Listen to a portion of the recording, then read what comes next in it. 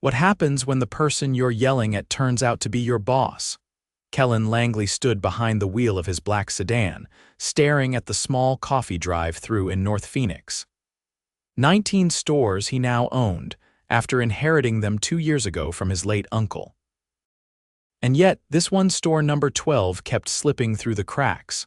Complaints were vague. High turnover, inconsistent hours, a few bad reviews online, nothing alarming on paper, but something felt off. He had never met the staff here. With the company expanding fast, most hiring had been handled by district managers. No one at this branch had seen his face, and today they wouldn't know it was him either. His disguise was solid.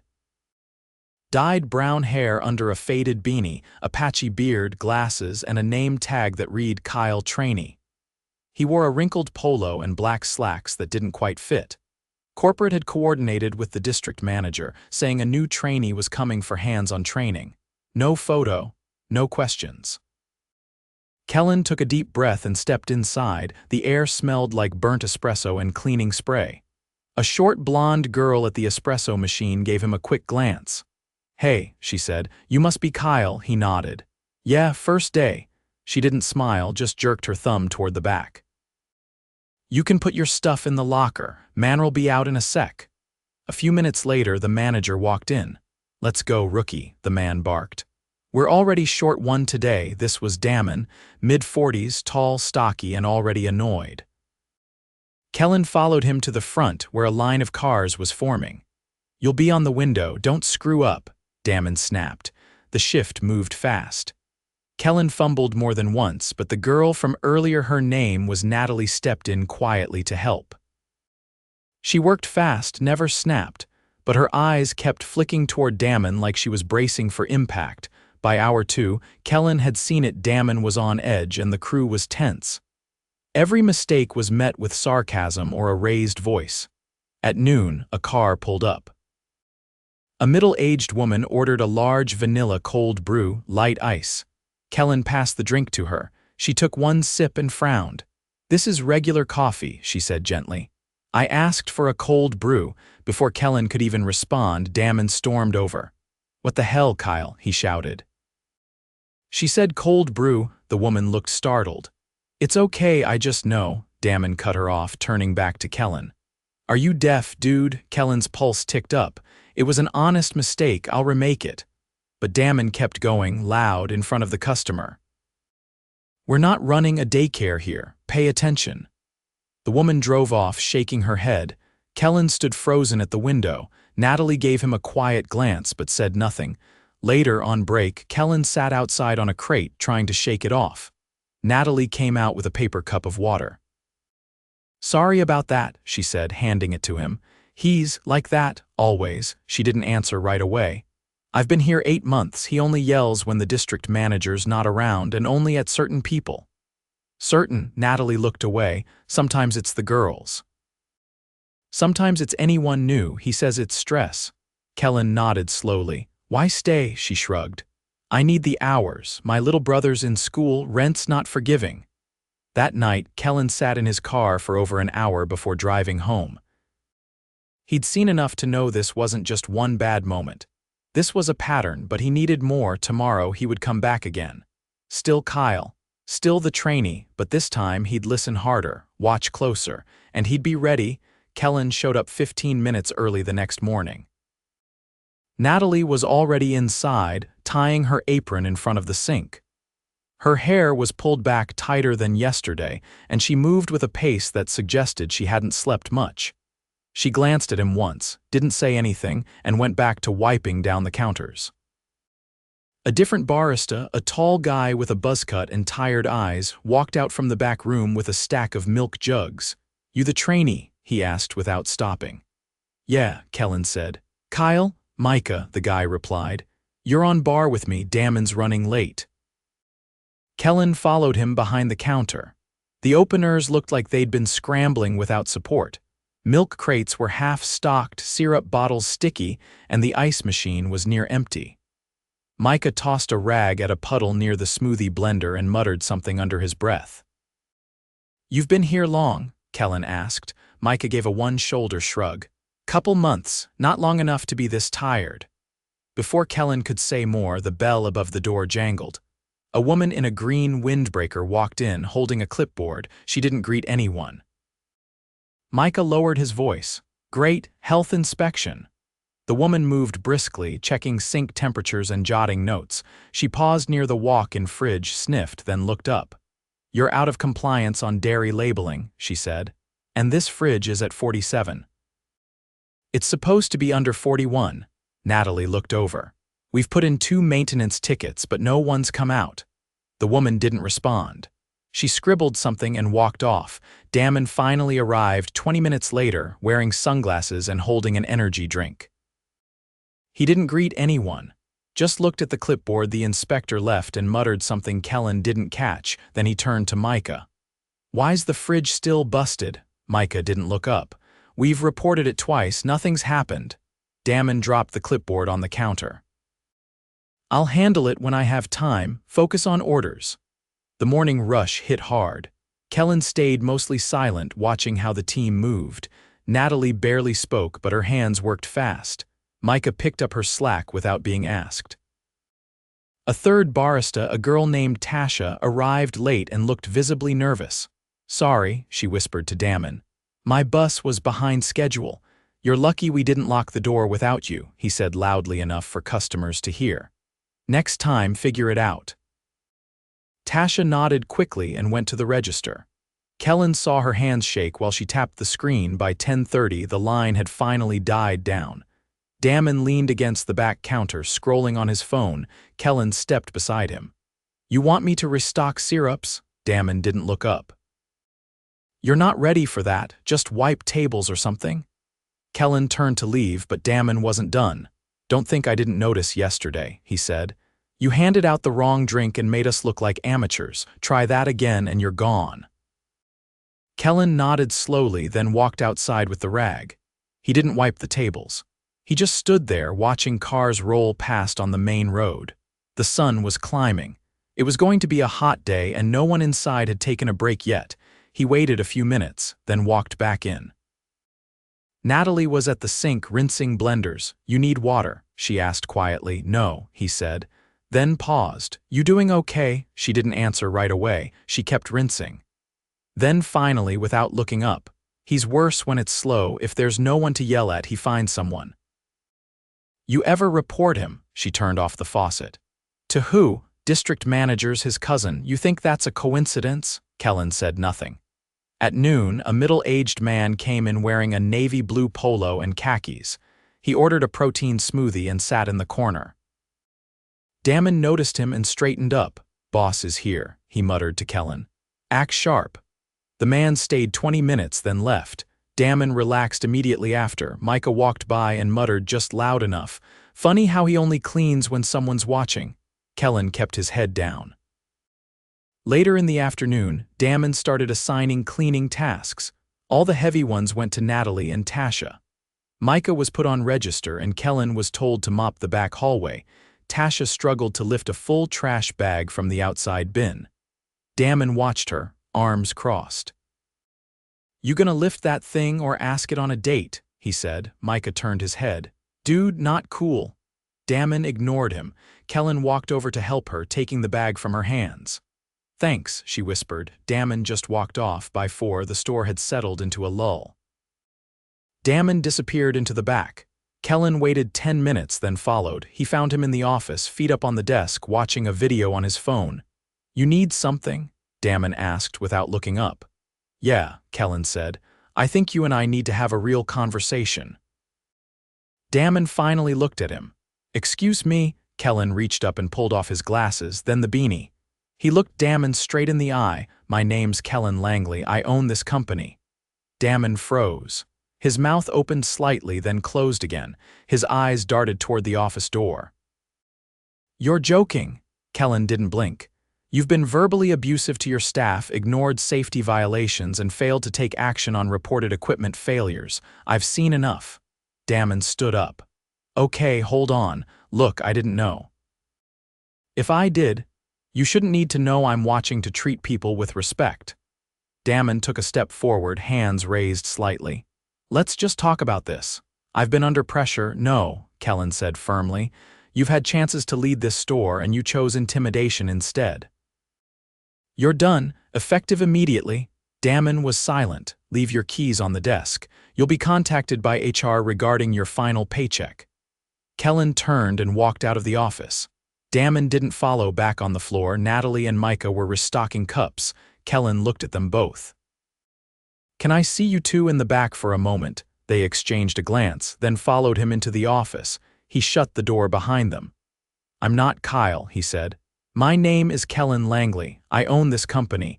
I've been here the last 2 days to see this store for myself.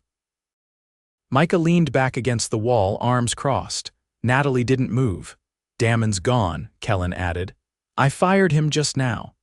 Neither said anything for a few seconds, then Natalie exhaled, just one short breath, almost like she'd been holding it for months.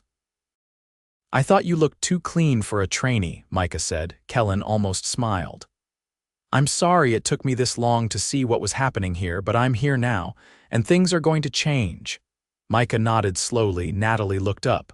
Does that mean we're getting a new manager, eventually? But for now, I'm bringing in someone from another store to stabilize things, and I'll be here myself for the next few days. You'll both have my direct number by tonight. He paused. I'm also increasing your hourly pay starting next week. You've both been carrying this place. That's going to be reflected in your checks. Micah rubbed the back of his neck. That's more than we expected. You deserve more than that. This isn't just about one bad manager. It's about making sure the people on the ground are seen, heard, and protected. Natalie finally spoke. Thank you, Kellan nodded. You've earned it. He opened the door and stepped out. The store was quiet again. Tasha was at the sink, running water. He walked over. Hey, he said gently.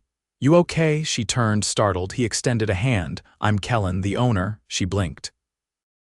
Then shook his hand. I want you to know, he said, you're safe here now. She nodded slowly. Outside, the sun was starting to fall behind the buildings.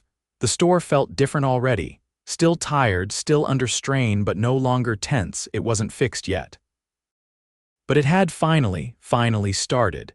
The next morning, Kellan arrived before sunrise. The store was closed, lights still dim behind the front windows.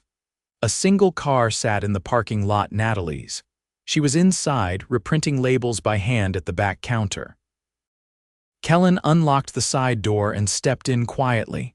You're early, Natalie said without looking up. I figured I'd help open. She peeled off a crooked label and placed a corrected one on a syrup bottle.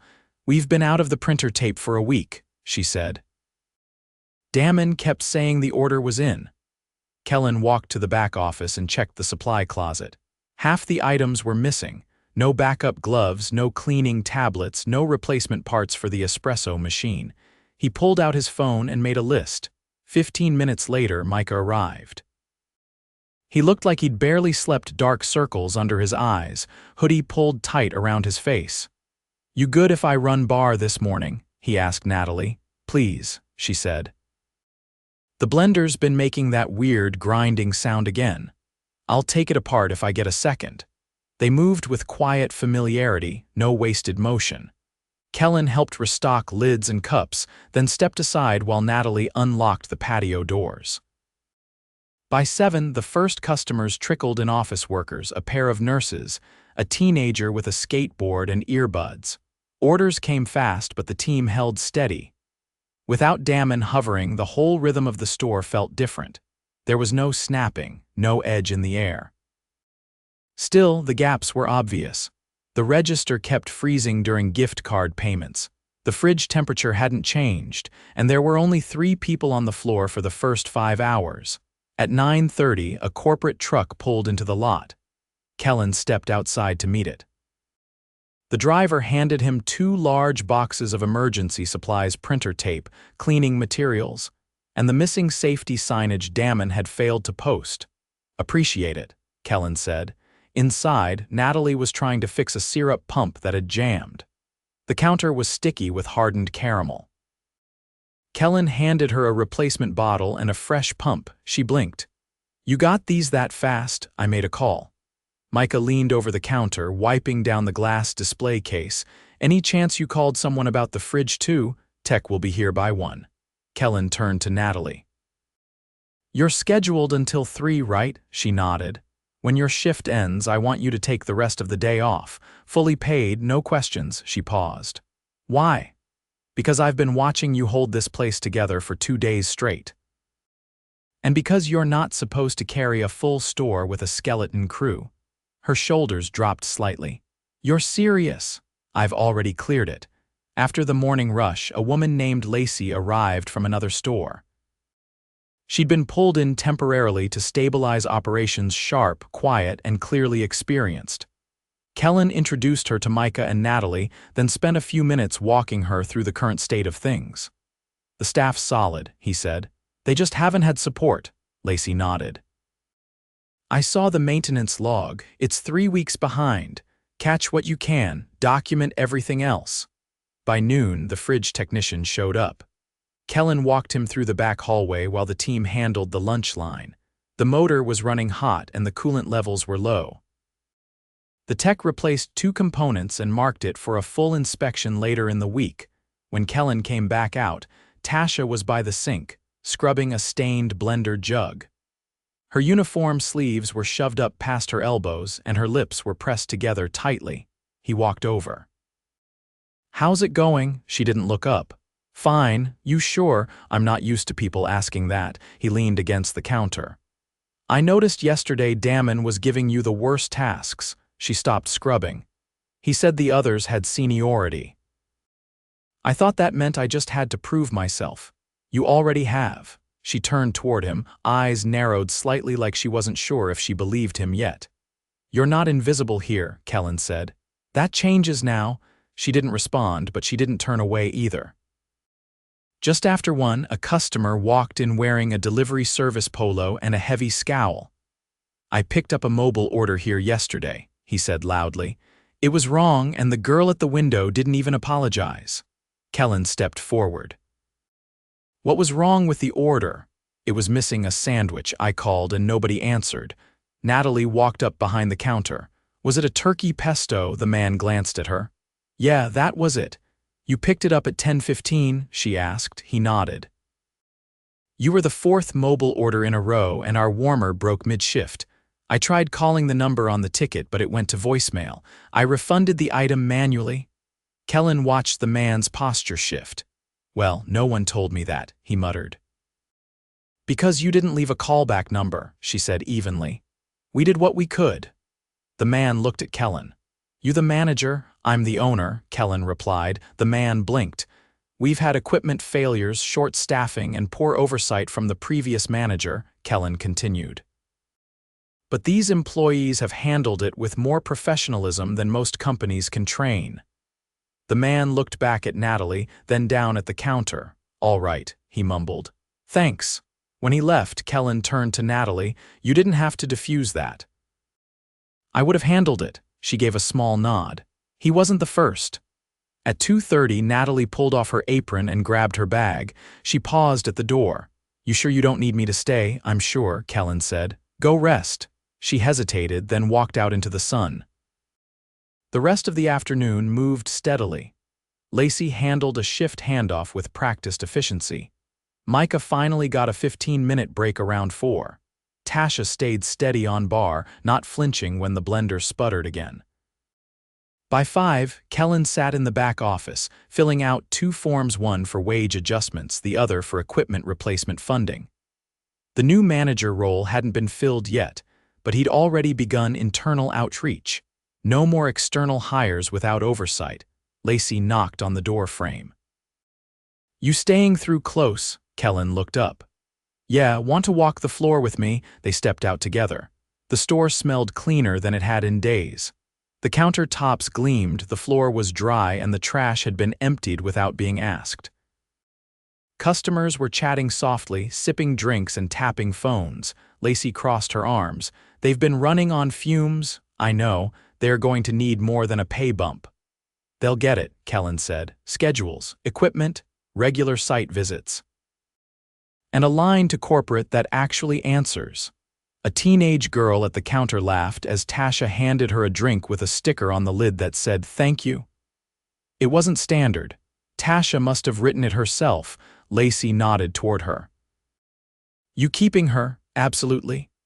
Kellan stayed through the final hour. He helped mop the floor, restock the backline, and count inventory. When the lights finally dimmed and the last lock clicked, Micah leaned against the door with tired eyes. You sure you want to keep coming back? He asked. Kellan looked around the quiet store. The hum of the repaired fridge, the absence of tension, the quiet dignity in the way everything had been cleaned, sorted, and tucked away for tomorrow. I'm not sure how I ever stayed away. Micah gave a short laugh, then pulled his hoodie tighter.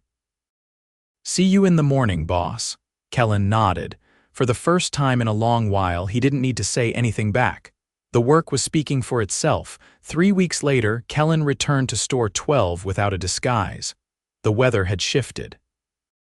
Late spring heat now clung to the pavement, and the scent of brewed coffee drifted through the open front doors. A new outdoor umbrella had been mounted over the patio, and the sidewalk chalkboard read, "We see you. We're glad you're here." Inside, the changes were quiet but unmistakable. Tasha stood confidently at the register, hair pulled back in a neat braid, greeting customers by name. A laminated chart near the drink station outlined shift leads and responsibilities by hour. The espresso machine had a new steam wand, and the blender had been replaced entirely. Micah was behind the bar, sleeves rolled up, running the line during another busy mid-morning rush. He moved faster now, but with a calmness that hadn't been there before. When a new trainee stumbled over a complicated iced drink order, Micah leaned over and coached him through it without raising his voice. Kellan waited until the last car pulled away before stepping forward. "Morning," he said. Micah looked up and gave a tired grin. "Didn't expect to see you before lunch. I like surprises. You came on a good day. The new guy didn't put the cold brew in the smoothie blender, so we're off to a solid start." Kellan stepped behind the counter and washed his hands at the sink. "You got a minute? Only if you're not here to tell me I've been promoted to something terrifying." Kellan chuckled. "No titles today." They moved to the back hallway near the storage shelves. The cooler hummed quietly now, holding a steady temperature. Lacey had been reassigned last week after training the new general manager. Her notes were still taped to the clipboard hanging by the door. Kellan leaned against the wall. "You said something to me that stuck." Micah raised an eyebrow. "I talk a lot." "You'll have to narrow it down." "You said they'd need more than a pay bump." Micah nodded slowly. "You were right," Kellan continued. "So here's what we're doing. Starting next month, this store's moving to a fixed schedule system. No more rotating shifts week to week. You'll know your hours a month in advance." Micah crossed his arms. "That's going to help a lot.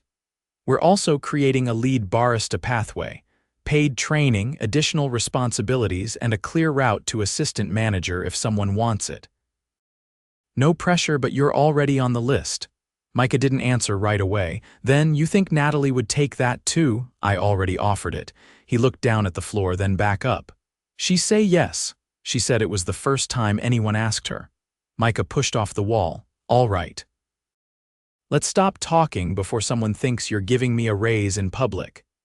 Kellan smiled and walked back toward the front. At the counter, Tasha was helping a customer choose between 2 seasonal drinks. Her tone was warm but not forced, confident but not rehearsed. She handed over the iced vanilla matcha with a napkin tucked inside the cup sleeve. When the next customer stepped up, Kellan waited beside the hand-off counter. When the line cleared, Tasha turned. "You're back." "I am. You want the usual again." "Eventually. But first, I need a favor." She tilted her head slightly. "There's a round of customer service training being developed, internal only. It's based on real interactions, not just scripts. I want you to help write it." Her eyes widened slightly, then narrowed. "Why me?" "Because you stayed calm when people weren't, because customers respond to you, and because you've seen both sides of how this place can run." She hesitated. "I'm not corporate. You're not supposed to be, that's why it'll work." Tasha looked down, then back up again. "I'd need to work on my writing. You'll have support." She nodded once, almost to herself. "Okay, I'll try." Kellan reached into his pocket, placed a folded paper on the counter. "That's your adjusted wage confirmation, effective this week." She unfolded it slowly. Her lips moved silently as she read the number. Her hands stayed still for a few seconds. Then she folded the paper again, tucked it into her apron, and stepped back to the register. Kellan waited by the hand-off counter. Natalie appeared from the back, apron already on, tying her hair into a loose bun. "You're early," she said. "I didn't want to miss you, figured you'd be back in a suit by now. I tried, didn't fit." She smiled faintly and grabbed a towel to wipe down the bar surface. "Store's quieter lately." "Not just volume, energy. I noticed. I've been thinking about the training role you mentioned. You'd be good at it." She wiped a corner of the espresso bar, then paused. "When Damon was here, I started carrying earplugs in my pocket, just in case he got loud." Kellan's jaw tightened. "I didn't know that. I never told anyone, just felt easier than explaining." "Doesn't mean it was right," she nodded. "I don't carry them anymore." Kellan didn't say anything. He didn't need to. She glanced toward the front. "You want a drink? Surprise me." She turned to the espresso machine. A few minutes later, she handed him a drink he didn't recognize, something iced, citrusy, with a twist of mint near the lid. "I was experimenting," she said. "Let me know." He took a sip. Bright, sharp, unexpected. "This is better than what's on the menu." "You're the boss. Change it," he laughed quietly. "Maybe I will." She stepped back to the sink, rinsing a milk pitcher. "You staying for the afternoon?" "Not this time. I've got interviews at the temp store." "Heard they're short-staffed. Good luck." He watched her work another few moments. Then he turned and walked to the door. The store behind him was still just one branch of many, but it had become something more, a checkpoint. A reminder of what leadership really looked like when filtered through the people who lived it every day. Kellan stepped into the sun, drink in hand. He didn't need to go undercover again. He just needed to keep showing up.